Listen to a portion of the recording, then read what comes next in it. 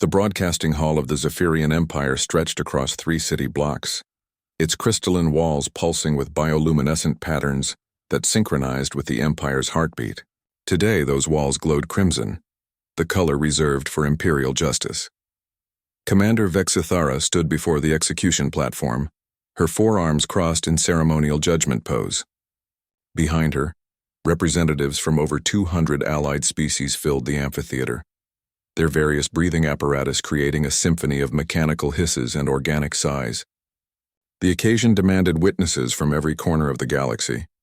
The human hung suspended in an energy field, his plain clothes torn and bloodied from weeks of interrogation.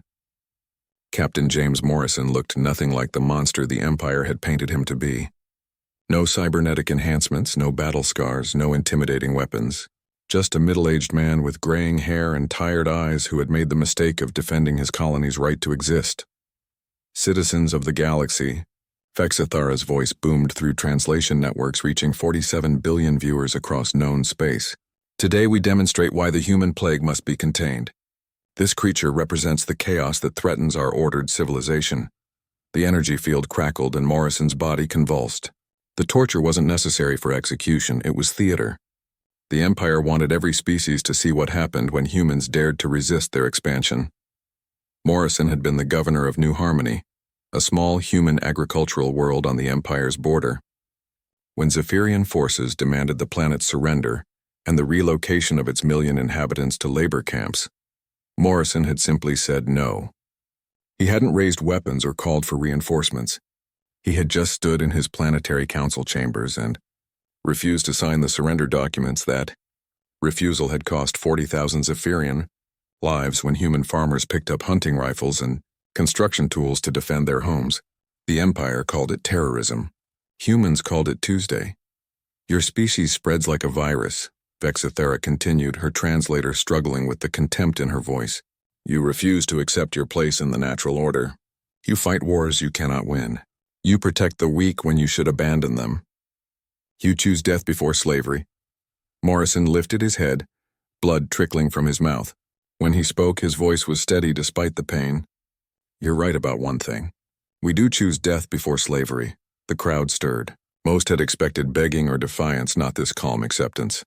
Your world burns as we speak, Vexithara announced, activating a holographic display showing orbital bombardment platforms reducing New Harmony's cities to ash.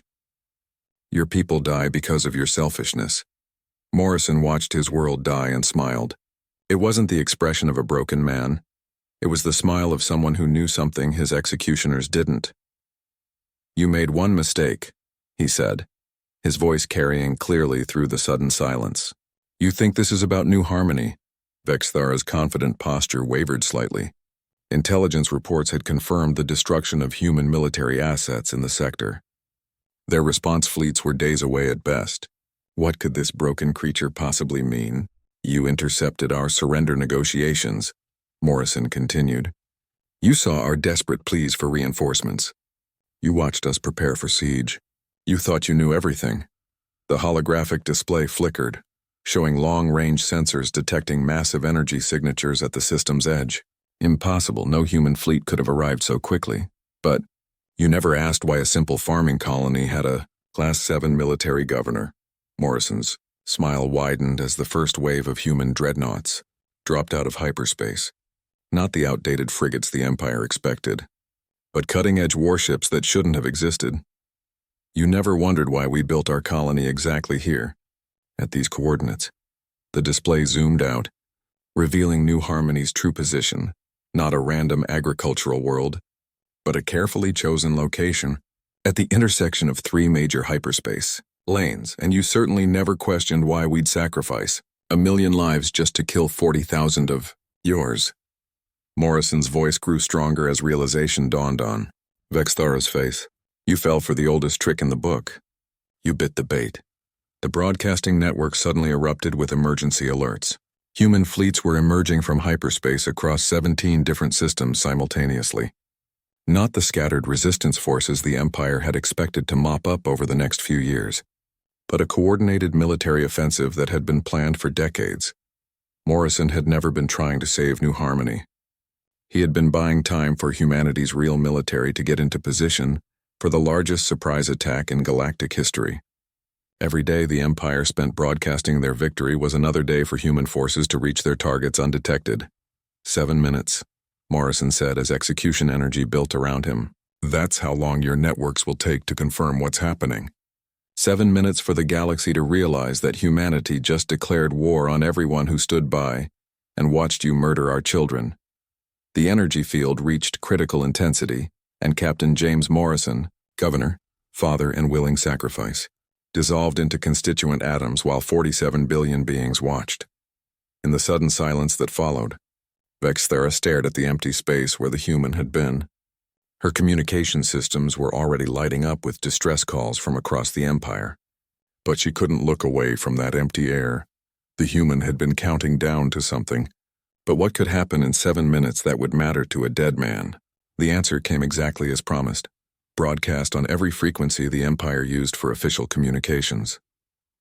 The transmission hijacked every communication channel in Zephyrian space simultaneously.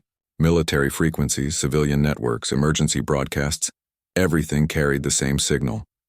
The voice belonged to a human woman, calm and measured, speaking against a backdrop of stars. My name is Admiral Sarah Chen, commander of the Terran Federation's Retribution Fleet. 7 minutes ago, you executed Captain James Morrison on live broadcast, while 47 billion beings watched. You made sure the entire galaxy witnessed your cruelty. Vexthera's hands trembled as she tried to cut the transmission, but her technicians reported complete system infiltration. Every Zephyrian device was broadcasting the human's message whether they wanted it or not.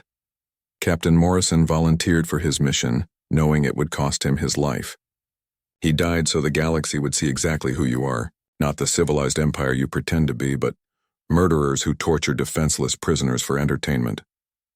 The camera pulled back to reveal Admiral Chen, standing on the bridge of a massive warship. Through the viewports behind her, hundreds of other vessels stretched into the distance, humanity's hidden fleet finally revealing itself. For 3 years, you've systematically exterminated human colonies. You've enslaved our people, experimented on our children, and broadcast our suffering as propaganda. You told the galaxy that humanity was too dangerous to exist. Today, we prove you right. Vexthera finally managed to activate her personal communicator, reaching out to military command. The responses that came back painted a picture of absolute disaster. Human fleets had simultaneously attacked 17 key systems, targeting not just military installations but infrastructure, communication hubs, and command centers. You made one critical error in your calculations, Admiral Chen continued. You assumed human colonies were our only assets. You never suspected that a species capable of interstellar travel might have hidden resources you couldn't detect. The broadcast switched to tactical displays, showing the scope of the human offensive, fleet positions, target priorities, casualty estimates, information that should have been impossible for civilians to obtain, displayed with military precision. For 50 years we've been building ships in deep space, using resources from asteroid belts you never bothered to survey. We've been training crews in hidden bases and developing weapons in laboratories that don't appear on any sensor grid.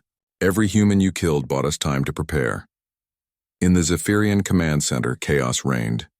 Admirals screamed orders while their subordinates reported system failures across the Empire. The humans weren't just attacking random targets, they were systematically destroying the Empire's ability to coordinate its defenses. Your intelligence services are quite good at intercepting communications and tracking ship movements. Unfortunately for you, we've spent 3 years feeding you exactly the information we wanted you to have. Every desperate plea for help, every seemingly panicked evacuation, every apparent weakness, all carefully crafted to make you believe we were broken.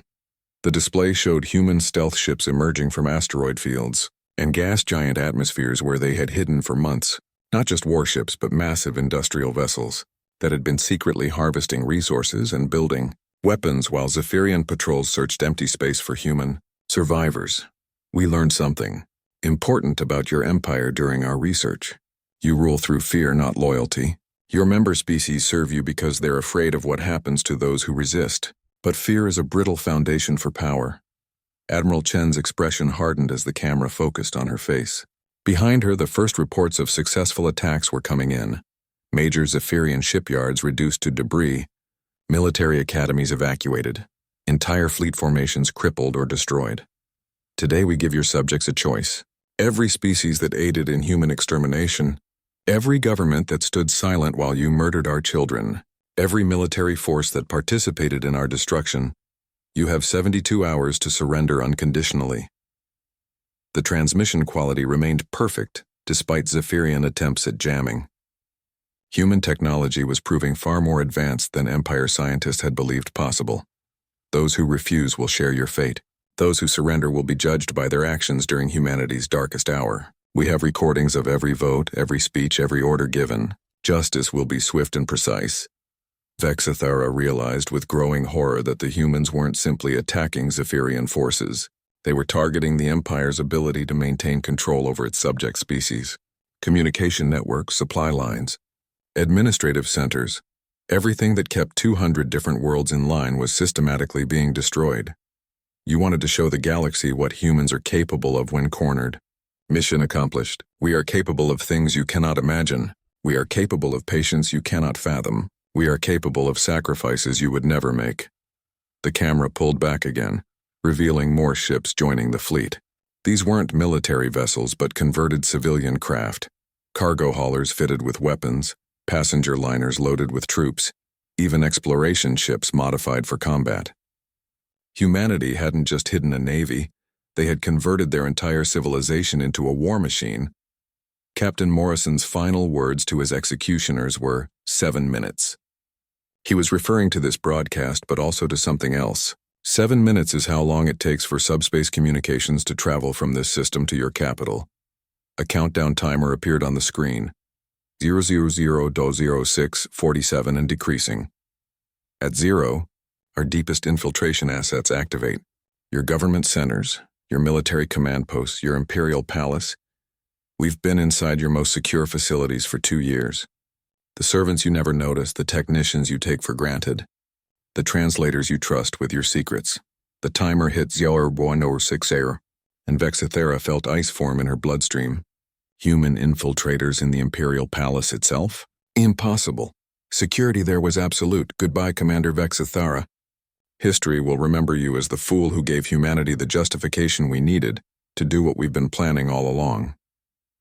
The transmission ended exactly as the timer reached 0, leaving 47 billion viewers staring at empty screens while the Zephyrian Empire began its death spiral.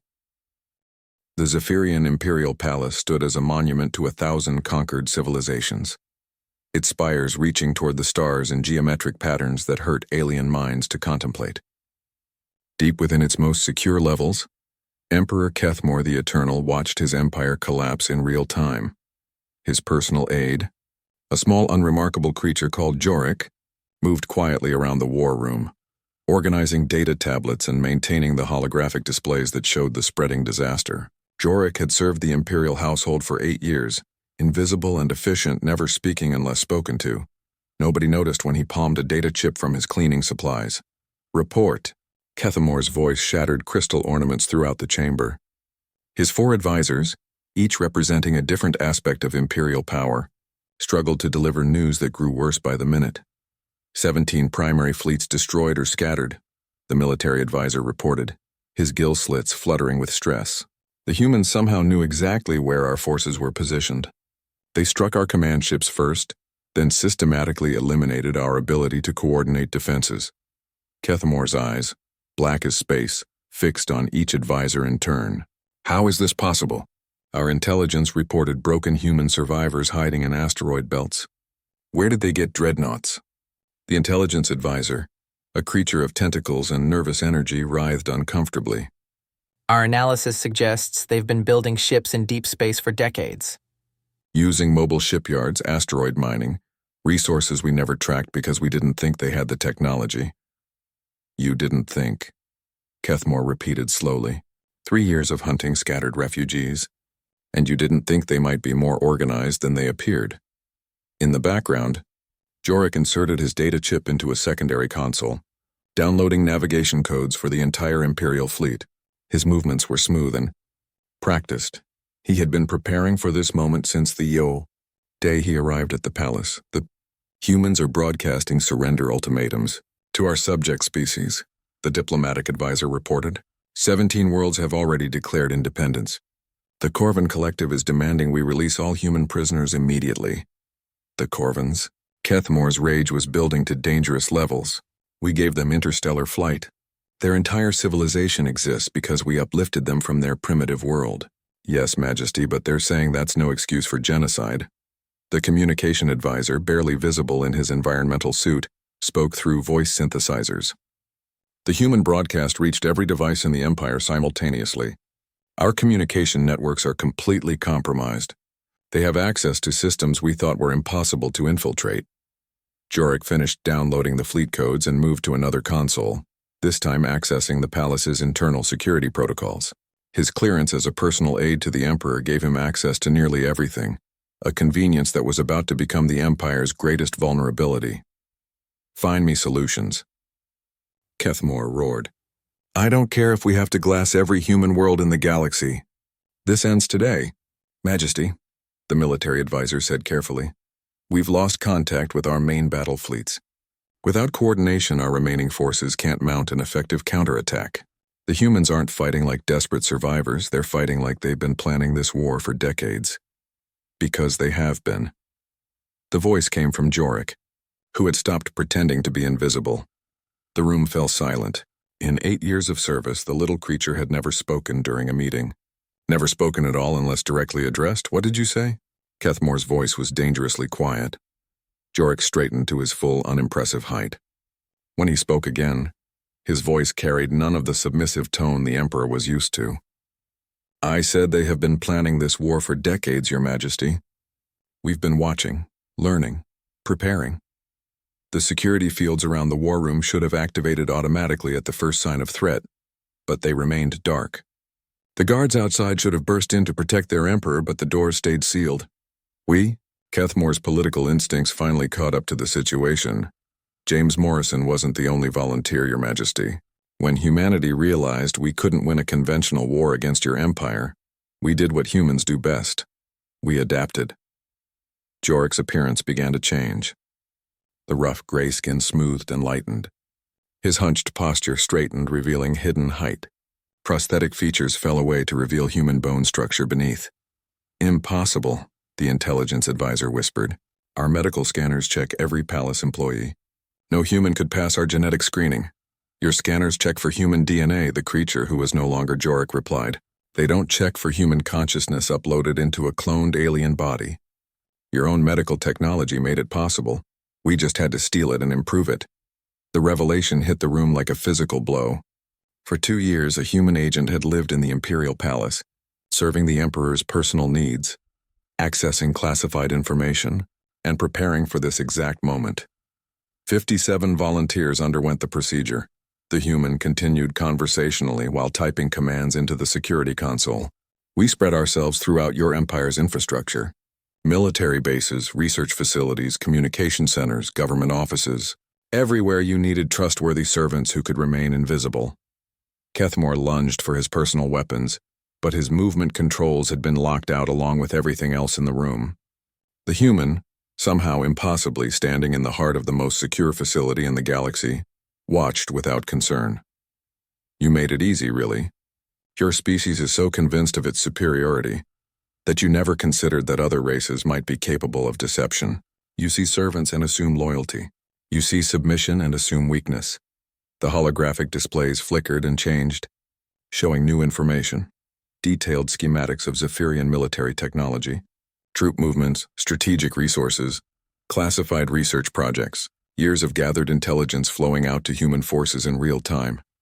Captain Morrison died 7 minutes ago, the human agent said, checking a chronometer on his wrist. By now, Admiral Chen's broadcast has reached every corner of your empire. In approximately 30 seconds, all remaining Imperial communication networks will go down permanently. You're one being against an empire of trillions, Kethmore snarled. Even with your stolen technology, you cannot possibly go. Who said I was alone? The palace's internal communication system activated, carrying voices from throughout the massive structure. Kitchen staff, cleaning crews, maintenance workers, security guards, dozens. of voices speaking in perfect unison. Agent 7 reporting Imperial Treasury secured. Agent 15 reporting weapon storage neutralized. Agent 23 reporting shield generators offline. Agent 41 reporting escape roads blocked. The Emperor's face went through several color changes as he realized the scope of the infiltration. Everywhere he looked, he saw servants he had ignored for years, staff members he had never truly noticed, and wondered how many of them were human agents wearing alien faces. 57 volunteers, the lead agent repeated, each one knowing they would probably die when we activated, each one willing to sacrifice everything for this moment. Through the palace windows, the sky began to change color as human ships dropped out of hyperspace directly above the capital world. The human fleet descended through Zephyria Prime's atmosphere like falling stars, their ships' hulls glowing with the heat of rapid atmospheric entry. They weren't following standard orbital assault protocols. They were coming down fast and hard, trading stealth for shock value. Admiral Sarah Chen stood on the command deck of the dreadnought Retribution, watching the Imperial capital grow larger through the viewports. Around her, the bridge crew worked with the quiet efficiency of people who had trained for this moment their entire lives. "Ma'am," her communications officer reported, "we're receiving surrender broadcasts from 43 member worlds. The Corvin Collective is offering military assistance against Zephyrian forces. The Deltari Republic wants to negotiate prisoner exchanges. Acknowledged. Inform all surrendering parties that they will be judged by their actions during the genocide. Cooperation now doesn't erase complicity, then." Chen's voice carried no satisfaction, only grim determination. "Status of Operation Comeuppance? All primary targets secured. Agent teams have disabled planetary shields, communication arrays, and military command centers. The Emperor is contained in the palace with his senior staff. And our losses?" The tactical officer consulted his displays. "Lighter than projected, Admiral. Zephyrian forces were caught completely off guard. Without central coordination, their fleets are fighting as independent units. Effective resistance has been minimal." Chen nodded grimly. 3 years of careful planning had led to this, the systematic destruction of an interstellar empire in less than 8 hours. It should have felt like victory, but all she could think about were the 17 billion humans who had died to make this possible. "Admiral," the scanning officer called out, "we're detecting massive energy buildups in the Imperial Palace. It looks like they're trying to activate some kind of self-destruct sequence." "Impossible," Chen replied. "Our people should have disabled all weapon systems. These readings are different, ma'am. Not weapons, it's reading like a subspace beacon. Extremely high power, broad spectrum."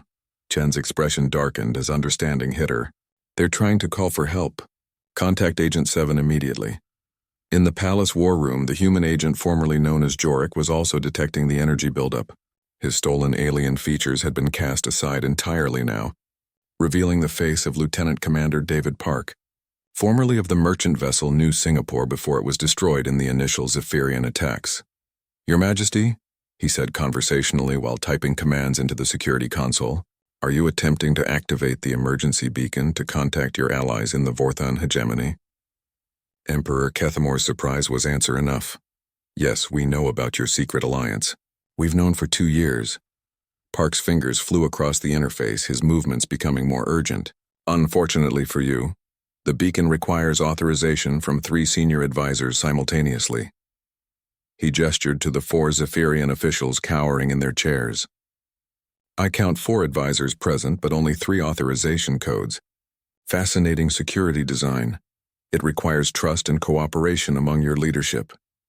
You cannot stop us from calling our allies," the diplomatic advisor declared with more confidence than he felt.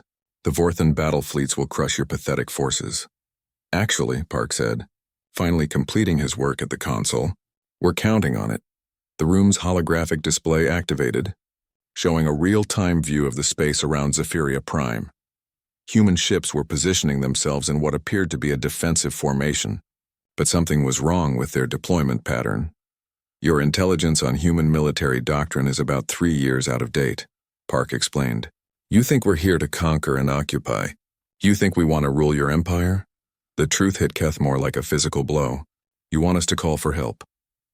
The Vorthan hegemony has been secretly supplying your empire with weapons and resources for decades.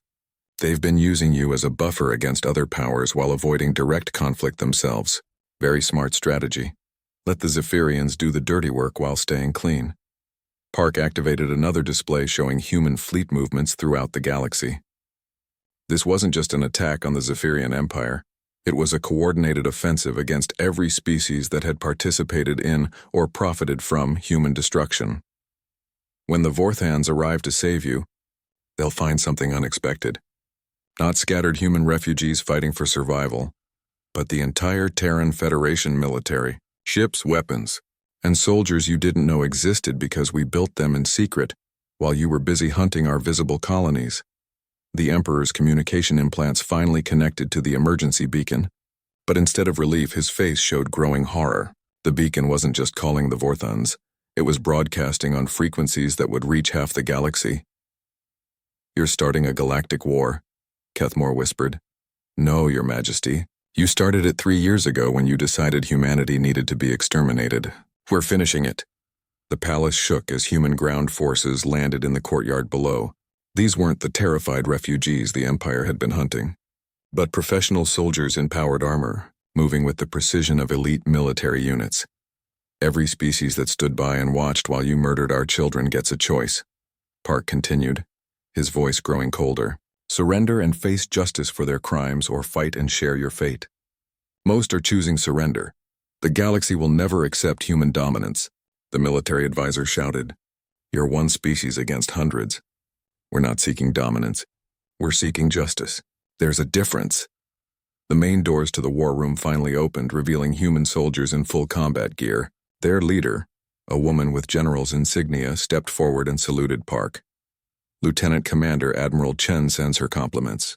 The palace is secured and all Zephyrian military forces have surrendered or been neutralized." "Thank you, General Martinez." "Status of the other operations?" 17 primary worlds liberated, 43 governments surrendering, and the Vorthon fleet just dropped out of hyperspace at the system's edge. Right on schedule. Through the war room's windows, massive explosions lit up the sky as human and Vorthon forces engaged in the outer system. But instead of the desperate defensive battle Kethmore expected, the human ships seemed to be driving the Vorthans back toward a specific area of space. You knew exactly when and where they would arrive. The Emperor realized, "We've been monitoring your communications for 2 years, Your Majesty. We know the location of every Vorthan base, every supply depot, every secret facility they use to avoid direct responsibility for their actions. Today that ends." General Martinez activated her communication system. "All units, this is Olympus Command. Operation Reckoning is now active. Execute Protocol 7 across all target systems." The holographic display zoomed out to show the entire galaxy, with markers indicating human fleet movements. Dozens of systems, all containing Vorthon installations or their secret allies, all under simultaneous attack. 57 agents in your empire, Park said quietly, but over 300 throughout the galaxy. Everyone who participated in our destruction, everyone who profited from our suffering, everyone who stood silent while innocents died. They all get to face the consequences today. Emperor Kethmore, ruler of 1,000 worlds, architect of genocide, looked out at his burning capital and finally understood what humanity was truly capable of when pushed beyond all limits. The trials began 36 hours after the Zephyrian Empire's surrender, broadcast across every communication network humanity had captured. Unlike the Empire's execution spectacle, these proceedings followed strict legal protocols, with evidence carefully presented and defendants given full opportunity to speak in their defense. Admiral Chen had established the tribunal on New Geneva, a space station constructed in the ruins of humanity's former diplomatic headquarters. The symbolism was intentional. Justice served in the place where human ambassadors had once pleaded desperately for peace. Emperor Kethmore stood in the defendant's cage, his royal robes replaced with simple gray clothing. Around him, holographic displays showed the scope of his crimes in devastating detail. Colony ships destroyed with all hands, civilian populations herded into labor camps, children separated from parents and shipped to experimental facilities. The prosecution was led by Dr. Elizabeth Santos, a former civilian who had lost her family in the first wave of attacks. Her voice remained steady as she read the charges. but everyone in the courtroom could see the pain behind her professional composure. The defendant stands accused of genocide, crimes against sentience, and violations of the Galactic Convention on the Treatment of Populations. The evidence shows a systematic campaign to eliminate humanity from the galaxy through murder, enslavement, and cultural destruction. Kethmore's defense attorney, a Zephyrian legal expert who had volunteered despite the risks, stood to address the tribunal. Your Honors, my client acted according to the laws of the Zephyrian Empire. He believed, based on intelligence reports, that humanity posed an existential threat to galactic civilization. Intelligence reports, Judge Harrison repeated. She was a former colonial administrator who had survived by hiding in asteroid mining stations for 3 years. Would these be the same reports that classified human agricultural colonies as military threats? The defense attorney hesitated. Your Honor, the Empire's intelligence services determined that human expansion patterns were inconsistent with peaceful colonization, because we preferred to settle worlds suitable for farming rather than strategic military positions, because human colonies consistently refused to acknowledge imperial authority when contacted. Dr. Santos stood to respond. Your Honor, we present Exhibit 847, Communications between Human Colonial Governments and Zephyrian Authorities. In every recorded case, human representatives attempted to negotiate peaceful coexistence. They offered trade agreements, cultural exchanges, and mutual defense treaties. The holographic display showed dozens of diplomatic messages, all following the same pattern. Human colonies reaching out with friendship, only to receive ultimatums demanding total surrender or destruction. The defendant's forces responded to these peace overtures by destroying civilian transports and attacking undefended settlements. Dr. Santos continued. This was not warfare, it was extermination. Kethmore finally spoke, his voice carrying none of its former imperial authority. You do not understand. Humanity spreads too quickly, adapts too readily. Every human colony becomes a potential threat to established order. Established order? Judge Harrison leaned forward. You mean your order, your empire. The galaxy requires structure, hierarchy, control. Humans refuse to accept their place in that structure. They innovate when they should obey. They question when they should submit. They fight when they should surrender. The courtroom fell silent. In trying to justify his actions, Kethmore had perfectly articulated why humanity had been targeted for extermination. Your Honor, Dr. Santos said quietly, the defendant has just confessed to ordering genocide because humans value freedom. The trial continued for 3 days, with witness testimony from survivors of destroyed colonies, intercepted communications showing the planning of attacks on civilians, and expert testimony on the long-term effects of the Empire's policies. The evidence was overwhelming, but the tribunal followed proper procedures regardless. On the final day, representatives from 47 different species gave testimony about the war's impact on their own civilizations. Some supported the Empire's actions, claiming humanity had indeed been dangerous. Others spoke of their shame at remaining silent during the genocide. The Corvin representative, Ambassador Threx, spoke for many when he addressed the court. We feared the Zephyrian Empire's power. We told ourselves that human suffering was necessary for galactic stability. We were cowards, and 17 billion beings died because of our cowardice. When the verdict was announced, no one was surprised. Guilty on all charges. The sentence was death, to be carried out by spacing, the traditional punishment for the worst crimes under galactic law. But Admiral Chen had one more surprise for the galaxy.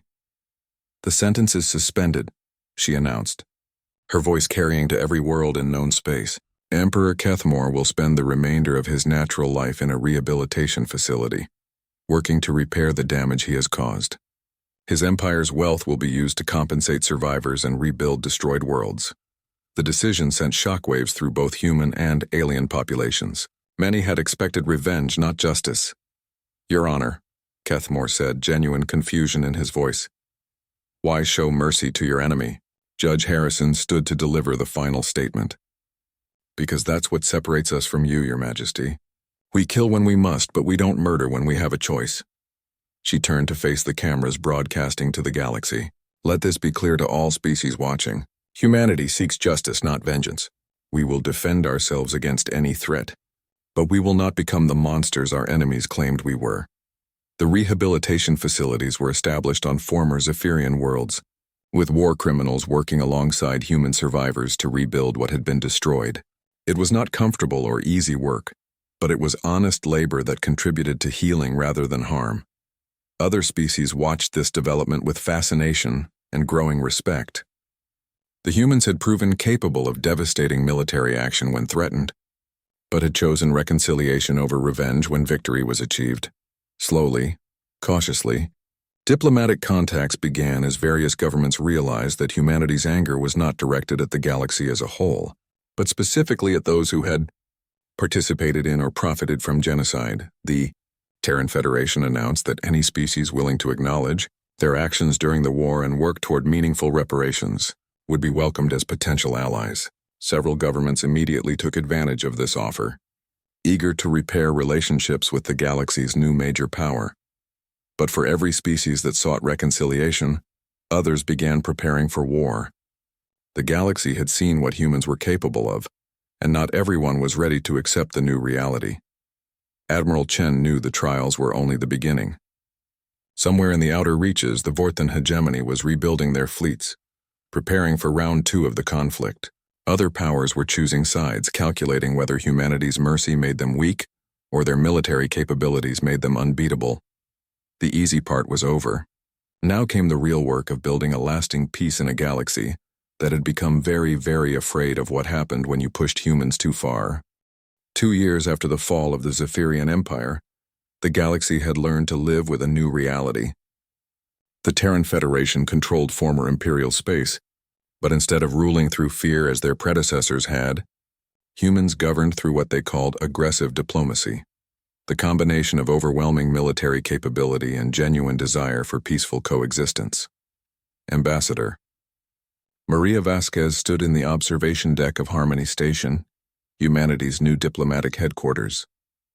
Below her, ships from dozens of species docked at the massive facility, their crews conducting trade, cultural exchanges, and the slow work of building trust between civilizations that had recently been enemies. The Corvin delegation was arriving for the monthly council meeting, their vessels painted in the blue and silver that now symbolized the Reformed Alliance, 43 species that had chosen to work with humanity rather than against it. Behind them came the more cautious observers, government still deciding whether the humans could be trusted with galactic leadership. "Ma'am," her aide reported, "we're receiving a priority transmission from Admiral Chen. She says it's regarding the Vorthon situation." Vasquez sighed. The Vorthan hegemony had been rebuilding their military for 2 years, promising their allies that humanity's victory had been a fluke that could be corrected with proper preparation. Recent intelligence suggested they were almost ready to test that theory. Put her through to Conference Room 7. And ask General Martinez to join us. If we're discussing the Vorthons, we'll need military input. The holographic display activated to show Admiral Chen aboard her flagship, somewhere in the outer systems where the Terran Navy maintained its patrol routes. Behind her, stars wheeled past as the massive vessel continued its endless vigilance. "Maria, we have a problem. Long-range sensors are detecting massive fleet movements in Vorthon space. It looks like they're finally ready to make their move." General Martinez materialized in the room as her transport arrived, still wearing dirt-stained combat fatigues from the training exercises on New Terra. "How massive are we talking about?" 3,000 ships minimum. They've been building steadily since their defeat at Zephyria Prime, and they've convinced about 15 other species to join their cause. Call it 4,000 vessels total. Vasquez studied the tactical display Chen transmitted. The Vorthon fleet was indeed impressive, larger than the combined human forces that had destroyed the Zephyrian Empire. But numbers alone didn't tell the whole story. "Their technology?" she asked. "Enhanced but not revolutionary. Better shields, improved weapons, more sophisticated coordination systems. They've learned from their previous defeat, but they're still fighting the last war." General Martinez leaned back in her chair, studying the data. "They assume we won through surprise and superior positioning. They think they can win with brute force and better preparation." "Can they?" Vasquez asked directly. "No," both military leaders said simultaneously. Chen elaborated first. "They've built a larger fleet, but they still don't understand what they're facing. The Terran Federation they fought 2 years ago was our emergency response force.